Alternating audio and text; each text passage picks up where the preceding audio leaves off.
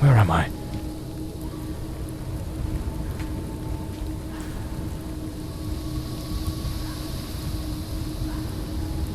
I know it's following me. I can feel it.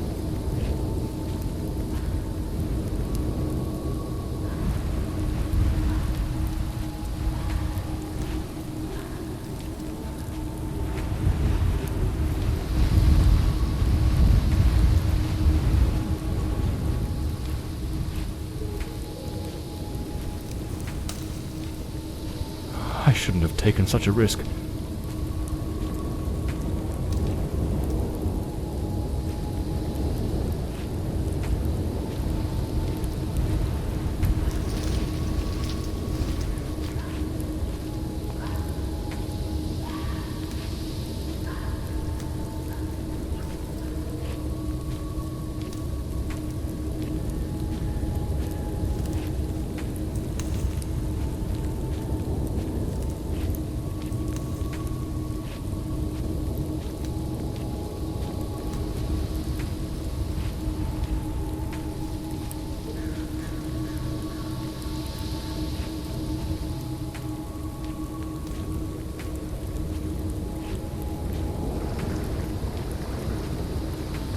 Sound.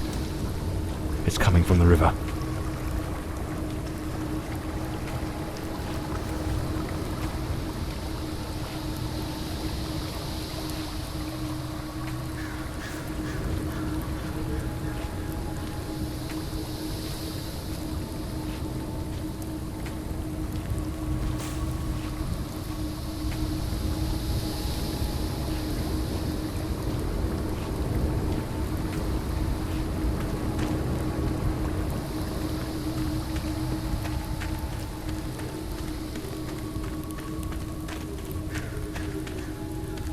If it catches me, it will show no mercy.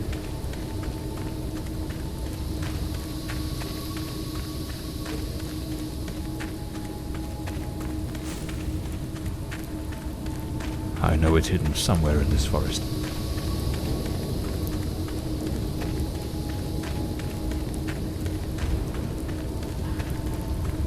I should be able to see its light soon.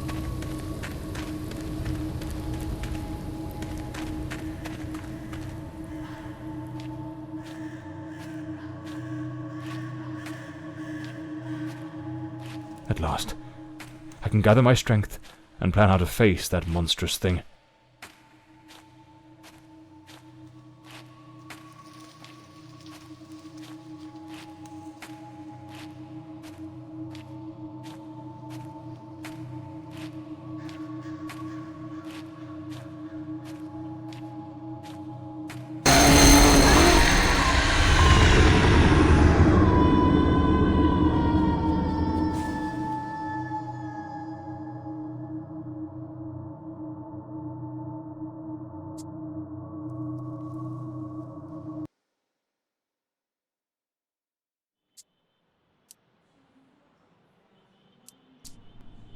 The name's John Morley, private detective, and today is a momentous day.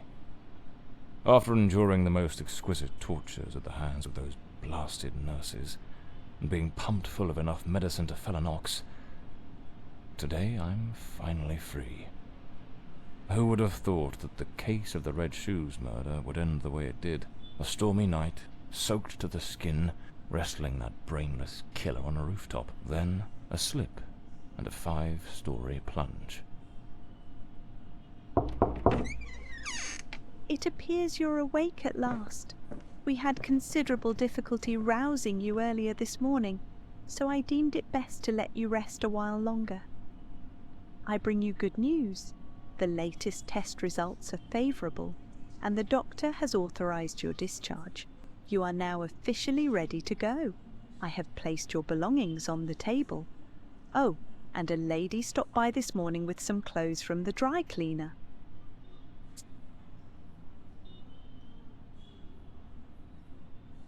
I've been having nightmares. The doctor has prescribed some medication that should help address any residual effects. This should assist in alleviating your nightmares. So I'm better now? Yes, You are much improved. Both your physical and psychological assessments have been satisfactory, and there are no impediments to your returning to your normal life. My belongings? I thought everything was already in the room. There are a few valuables and some coins we kept for safekeeping. They are in the box on the table. A woman brought my clothes from the dry cleaner. Was it Penny? I couldn't say. She arrived quite early, before my shift began. I've placed the garments in the wardrobe to keep them from getting wrinkled. Now, if you'll excuse me, I have other patients to attend to. I wish you all the best.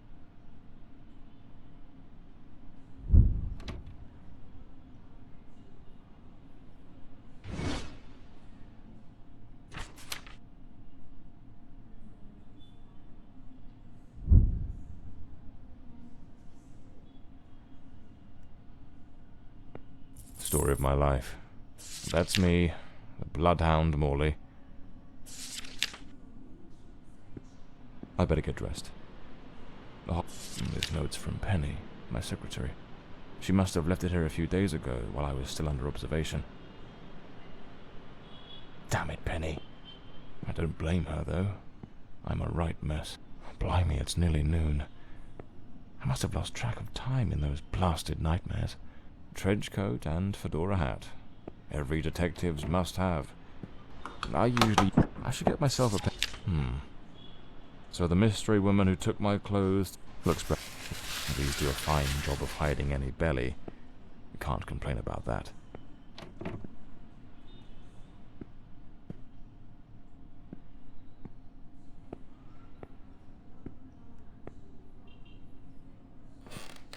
I'd better hurry up. Just like Penny says in her note, I might have a new client this afternoon.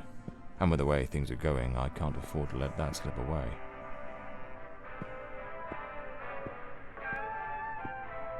All right, let's get moving. Today's the first day of the rest of my life.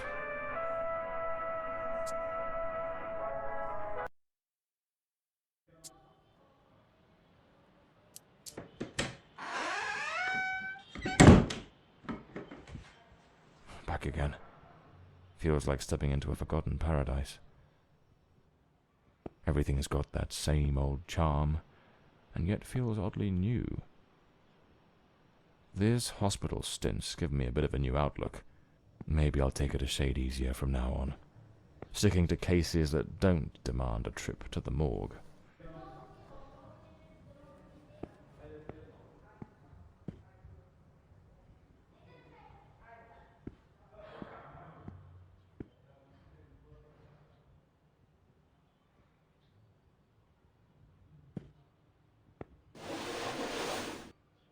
Here they are, Penny's keys, just like it says in her note.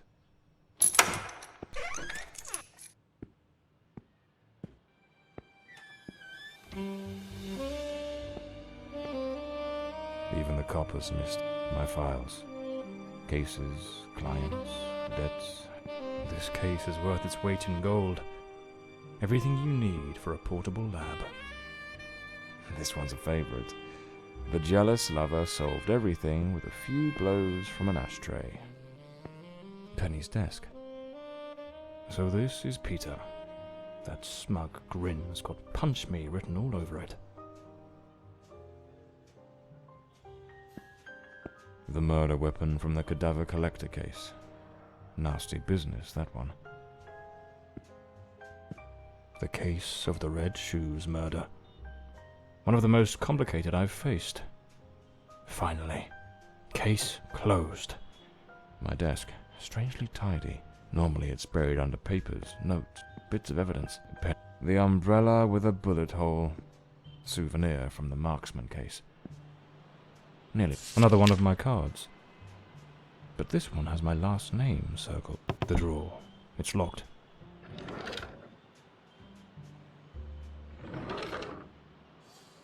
Amazing how this little gadget can reveal the devil in the details.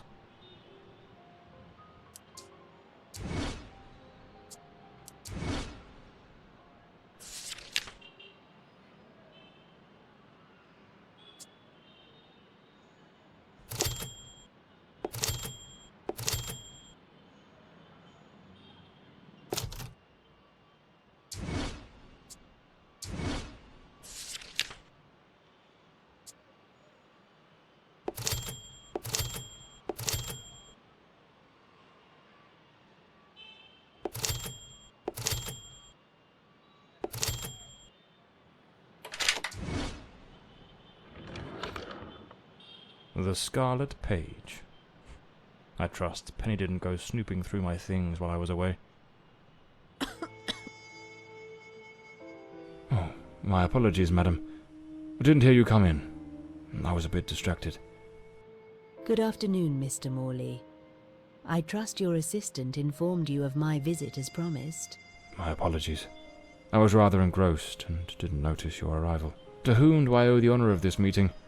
Lady Margaret Fordside, the 4th Countess of Bloomsbury.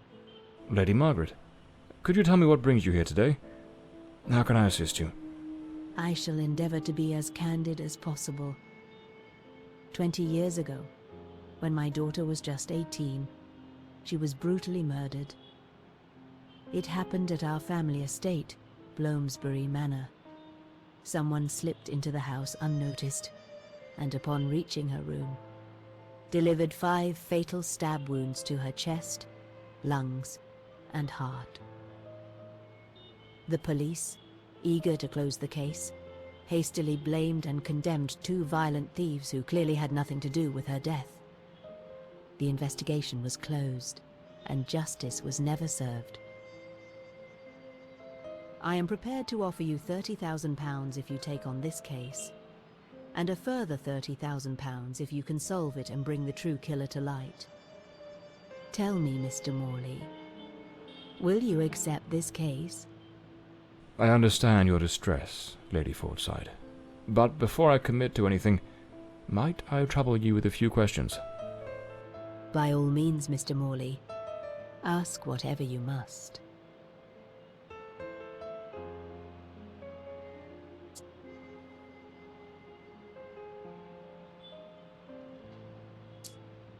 A case that's been cold for 20 years. You certainly don't make it easy for me, Lady Margaret. What made you decide to seek out a detective now? For over 2 decades, I've fought tirelessly to have the case reopened, to prove that the real murderer escaped justice. But all in vain.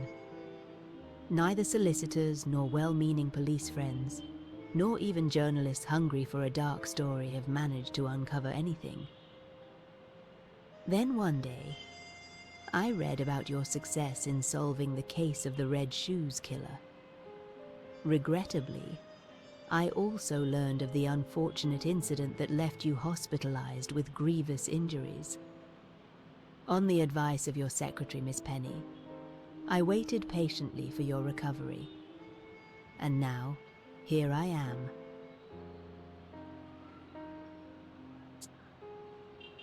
Tell me, were there any witnesses? Did anyone see or hear anything? It happened at midnight. The house was